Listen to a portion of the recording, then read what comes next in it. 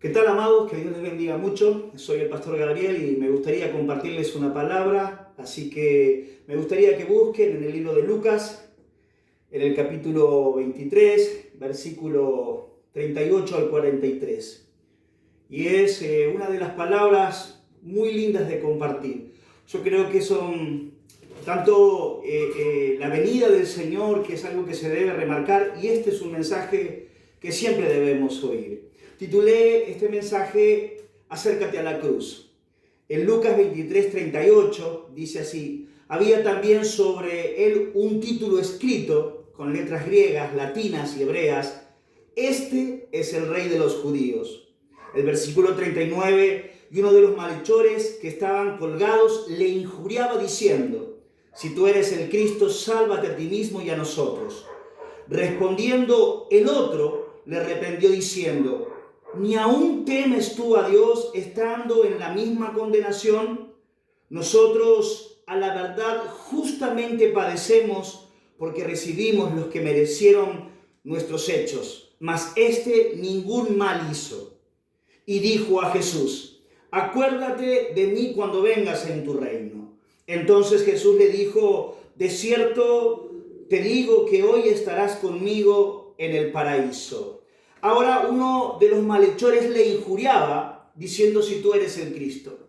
Vemos que esta frase o estas palabras se repiten muy a menudo en la Biblia. Sobre todo Satanás, cuando intentó confundir la identidad del Señor. Pero no solo Satanás, sino tal vez muchas personas bajo incredulidad le cuestionan la identidad a Jesús. En la boca de muchos se encuentra: si eres Dios, ¿por qué me pasa esto? Si eres Dios, ¿por qué me pasa aquello? Si eres el Dios que provee todas las cosas, ¿por qué yo me encuentro aquí padeciendo necesidad? Pero uno de los malhechores, el que estaba del otro lado, estando muy cerca de la cruz, muy cerca de Jesús, algo profundo le sucedió. Y esa es la idea, que si cada uno de nosotros nos acercamos a la cruz de Jesús, algo profundo nos va a suceder. Algo nos tiene que empezar a suceder. Al pasar tiempo a los pies de la cruz, al lado de este Señor, dice que empezó a compungir su corazón.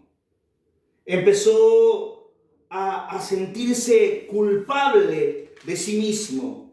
Empezó a vivir algo muy personal, algo que el otro malhechor no estaba viviendo. Él empezó a compungirse a sí mismo. Empezó a vivir algo, a experimentar algo en lo profundo de su ser que el otro no experimentaba. Empezó a ser tratado por la mano poderosa de Dios. Dice el versículo 40 que lo reprendió y le dice: ni aún aquí, estando en este momento, en esta situación, en esta condición, estaba viviendo algo muy personal en la presencia de Jesús. Estando en este lugar, tú no temes a Dios, le dice. Y agregó algo muy importante bajo una convicción profunda que tuvo acerca de Dios. El versículo 41 dice: nosotros, a la verdad, justamente padecemos porque recibimos lo que merecieron nuestros hechos, mas este ningún mal hizo. Entonces, el estar cerca de la cruz le trajo una fuerte convicción. Estando allí quebrado, por decirlo de alguna manera, se vio a sí mismo. Vio toda su historia frente de él mismo. Vio sus falencias, vio sus miserias, vio que se sentía culpable de todo lo que había acontecido, porque al estar a los pies de Jesús le trajo esa convicción. Ahora vio toda su historia pasar frente a sus ojos, y ahora qué glorioso que es cuando Dios empieza a tratarnos y cuando Dios nos lleva al quebranto, nos lleva a rompernos, porque Dios tiene que destruir toda esa mala percepción que nos hicimos de nosotros mismos. Dios tiene que romper esa cáscara en la que nos encontramos cubiertos de ese falso ser, de esa persona que nosotros creemos ser y no lo somos, donde desconocemos quiénes somos realmente. y su quebranto nos permite ver tal cual somos. Nos permite ver realmente cómo somos de verdad. Empieza a haber un sentido de culpa que nos lleva, ese sentido de culpa nos lleva a humillarnos. Sabemos que tenemos que cambiar, sabemos que tenemos que buscar a Dios, sabemos que lo necesitamos a Él, pero si realmente no hay un quebranto que lo produce el Espíritu en nosotros, seguiremos iguales sin cambiar. Sabemos mucho, pero entendemos muy poco. Lo que cuenta en verdad es lo que tú vives de la palabra. Eso es lo que realmente vale la pena. No lo que tú puedas decir, la percepción o lo que tú creas de tú mismo. Lo que más importa y lo que más pesa para el Señor nuestro Dios es lo que tú vives a través de la palabra, la experiencia del Espíritu, lo que produce en tu vida, lo que logra hacer el resultado de pasar un tiempo realmente a los pies de la cruz, donde sucede esa transformación, esa conversión de verdad. Porque lo primero que debe ocasionar Dios en nosotros es una ruptura, quebrarnos por dentro para que haya una verdadera confesión. Cuando Dios nos quiebra de verdad, hay realmente un arrepentimiento genuino que nos lleva como fruto a confesar que estamos en un error. Arrepentimiento porque Dios desea destruir todo aquello que yo me he creído ser y realmente no soy. Lo que yo fui antes de pasar por la cruz, todo eso, lo que yo fui antes de acercarme, aún con mis conceptos y con mi idea de lo que era Dios, yo no puedo trasladar mis cosas, lo que yo creo al mundo espiritual. Mis cosas no pasan para el otro lado. Dios tiene que hacer que las cosas sucedan. No puedo creer que mi inteligencia va a producir un cambio espiritual. Por más capacidad, por más intelecto, por más quien crea que yo soy, no puedo producir ningún cambio espiritual. Dios está trabajando y yo no debo interrumpirlo. Dios está trabajando y yo no debo oponerme a lo que Dios realmente quiere lograr en mi vida. En el reino de los cielos es al revés. Si uno quiere subir, tiene que bajar. Si tú quieres subir, tienes que descender. Hay otro pasaje muy lindo en Lucas, capítulo 22, versículo 26. Cuando ellos discutían entre sí por un puesto, por una posición, ¿cuál es nuestra posición? Nuestra posición es a los pies del Señor. Hay una versión muy linda que declara algo tan potente. Dice Lucas 22, 26, en esta versión dice: pero entre ustedes será diferente. El más importante de ustedes deberá tomar el puesto más bajo. Así dice. Y el líder, así dice la versión esta, y el líder debe ser como un sirviente. Esa es la palabra que nos tiene que repercutir. Esa es la palabra que tiene que continuamente estar en nosotros, ser un sirviente para el Señor. Los héroes de la fe son aquellos. ¿Cuáles son los héroes de la fe? Son aquellos que pasan desapercibidos. Son los anónimos, los cuales ni siquiera los conocemos. Son los que no tienen los dones más visibles. El otro día, compartiendo un poco esta palabra, el único que por ahí, tal vez mi esposa tenga una corona más grande que la mía, porque a ella le encanta servir. Ella le encanta servir a la gente y pasa desapercibido y lo hace tan originalmente, tan continuamente lo hace, que uno no se da cuenta, porque es tan cotidiano lo que hace continuamente. Ahora en 1 Corintios dice algo Pablo: pero Dios ordenó al cuerpo, dando más abundante honor al que le faltaba. Aquellos que escondemos, a lo que no dejamos ver. Dice Pablo que Dios ordenó al cuerpo dando más abundante honor. ¿A quién daba más abundante honor? Al que le faltaba. Esa es la mirada de nuestro Dios. Tú te quieres renovar hoy.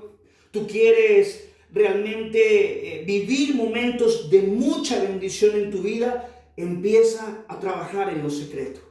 Empieza a sembrar en lo secreto. Empieza a acercarte a la cruz para permitir que Dios pueda lograr ese quebranto en tu vida, para que esa vida que Dios tanto desea en nosotros sea liberada, para que podamos alcanzar aquellas cosas que realmente Dios nos quiere mostrar, porque si no tenemos una mala percepción, una mala mirada de nosotros y no creemos mentiras en nosotros, y Dios quiere que realmente haya un quebranto en nuestra vida para poder usarnos, para poder servirle de verdad. Ahora tenemos que empezar a sembrar en lo secreto, con los demás en lo secreto, con el Señor hacerlo en lo secreto, porque dice la Biblia allí en Mateo 6 que nuestro Padre que ve en lo secreto, allí donde creemos que nadie mira, Dios mira, y tu Padre que ve en lo secreto te recompensará en público. Hay otra cosa muy linda, porque para poder entender todo esto, Dios nos tiene que quebrar, para poder entender qué significa y qué es lo que Dios quiere lograr con nosotros. Aunque tengamos años de cristianos, Dios necesita quebrarnos por dentro para que podamos entender todo lo que quiere hacer. En el Sermón del Monte, allí en Mateo capítulo 5, en el versículo 3, las bienaventuranzas, Jesús dice: bienaventurados los pobres en espíritus, porque de ellos es el reino de los cielos. ¿De quién es el reino de los cielos? De aquellos que son pobres en el espíritu. Grábate esto en tu cabeza, que Dios nos haga pobre en el espíritu. Esta palabra pobreza en el griego tiene un gran significado y muchas facetas, y una de ellas, de las cuales dice ser pobre en el espíritu, significa un mendigo espiritual. Significa que lo esperas todo del otro. Dios tiene que empobrecernos. Debemos reconocer que estamos faltos y muy necesitados de Él. Hay muchos que saben que tienen que ser humildes y les encanta predicar de la humildad y hablar de la humildad y creen que saben que tienen que ser humildes. Pero la humildad no pasa por ahí. La humildad no pasa por saberlo. ¿Deseas ser humilde? Acércate a la cruz. ¿Deseas ser humilde? Dios te va a tratar hasta las lágrimas. Dios tiene que ocasionar esa ruptura. Dios tiene que hacer que suceda ese quebranto en nosotros, que nos lleva con una convicción realmente a ser humildes, a postrarnos delante de Él. Dios tiene que humillarnos. Ese es el método de Dios. Es la única forma. ¿Cuánto necesitamos que Él nos quebrante? ¿Cuánto necesitamos realmente de que Dios rompa esa cáscara dura en nuestro corazón? Si no estamos puestos, si no somos siempre nosotros, y necesitamos realmente ver nuestra propia condición, qué es lo que Dios quiere hacer. Ahora, en el versículo 41 y 42 dice, de allí donde leíamos en Lucas 23, nosotros a la verdad recibimos lo que merecían nuestros hechos, dice este malhechor. Mas hablando de Jesús, entró en una convicción. ¿Y qué veía? ¿Cuál era este que le estaba diciendo? Lo vio a Jesús bañado en sangre. Lo vio semidesnudo, todo golpeado y con una corona de espino. Pero dijo algo en el espíritu. Dijo, este es rey. A este malhechor se le abrieron los ojos espirituales. Dijo, este que está acá, él no lo vio todo golpeado, ensangrentado y con una corona de espinas, sino que realmente sus ojos se abrieron espiritualmente y pudo ver, este es el rey, que llegó hasta el fondo de su humillación, es el rey, es el gran sirviente de la humanidad. ¡Qué gloria esa verdad! Eso que nos quepa, eso que nos entre, eso debemos llegar. Nuestro corazón nos debe llevar a servirle a este glorioso Jesucristo. Quebrado en su corazón, dijo a Jesús, acuérdate de mí cuando vengas en tu reino. Y Jesús le dijo, de cierto te digo que hoy estarás conmigo en el paraíso. Allí a sus pies es donde debemos arrojar todo tipo de corona que nos creamos. Él es quien se merece toda la gloria y toda la honra. Allí tendría que ser nuestro lugar, a los pies de la cruz del Señor, donde ese quebranto es continuamente producido por el Espíritu, donde nos hace ver más de lo que Él nos quiere mostrar que lo que a nosotros se nos antoja ver o creer en nosotros. Del lado de la cruz, las cosas se ven muy distintas. Del lado de la cruz, las cosas se ven totalmente diferentes para nosotros. El Espíritu Santo no vino para que yo hablase en lenguas o para que yo predicara mejor. El Espíritu Santo vino para mostrarme un camino. Vino para mostrarme y decirme y enseñarme que Él es el camino y debo seguir sus pasos. Él no vino para ponérmela más fácil a mí, porque cuando Él lo hizo yo no lo voy a hacer. No, Él vino a mostrarme el camino para que haga realmente como Él hizo. Pablo decía algo tan glorioso así en Gálatas: lejos esté de mí el gloriarme. Lejos esté de mí el gloriarme, sino en la cruz de Cristo. Ahora algo muy importante que debemos entender, porque la cristiandad se ha quedado allí en Galilea y le encanta quedarse allí en Galilea con la multitud, con las sanidades, con los milagros, con la ovación y todo agolparse y todo seguir ahí en la turba. Pero en realidad, cuando uno sube a Jerusalén, tiene que saber y debe entender que debe ir directamente a la cruz a morir para renunciar a lo que yo no quiero, sino a lo que quiere realmente nuestro Dios. Jesús decía allí en San Juan: yo no puedo hacer nada por mi propia cuenta. Lo que el Padre me diga, eso hago. Que esa sea nuestra oración en estos tiempos.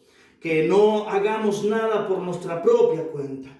Nos encanta que nos llamen apóstol, maestros, pastores incluso también. Pero realmente tenemos que ser sirvientes de nuestro gran Dios. Cuando Jesús realmente empezaba a ser muy popular y cuando la gente y las multitudes lo empezaban a buscar, Jesús discernía algo. Los tomaba a los discípulos, los juntaba y cuando veía que lo querían hacer muy popular, les decía a sus discípulos, a quienes les enseñaba: pasemos a la otra orilla, vayamos al otro lado, porque el Señor quería irse de eso, separarse de todo eso que muchos aman. Los criterios de Jesús y de su reino no coinciden con los nuestros.